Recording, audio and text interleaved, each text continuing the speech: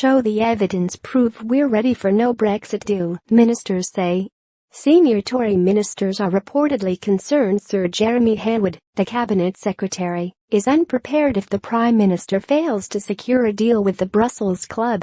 It comes after Brexit Secretary David Davis insisted proper preparations were underway across Whitehall during the third day of the Tory party conference.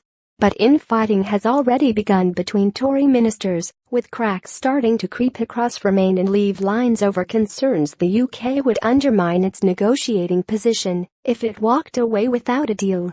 A cabinet source told The Times, "We want to see more evidence the civil service is properly on top of this issue. If we do not properly prepare, then we lose one of our big negotiating cards in Brexit talks. We cannot risk that."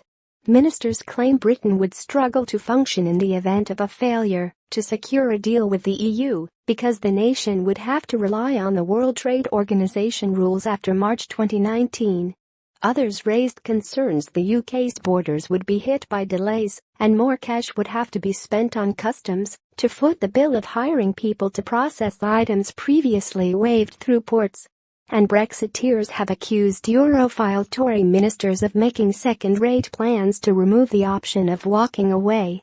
But Sir Jeremy insisted preparations were in hand and said he is doing enough to ensure ports, trading links and airlines can operate in the UK if Britain decides to leave the EU without a deal. His comments were echoed by Mr. Davis, who told the Conservative Party conference on Tuesday there is a determined exercise underway in Whitehall devoted to contingency arrangements so that we are ready for any outcome. Not because it is what we seek, but because it needs to be done. When quizzed over whether she was prepared for a no-deal scenario, Theresa May told BBC Radio 4, "The EU could say no, and of course Parliament will have a vote on the deal.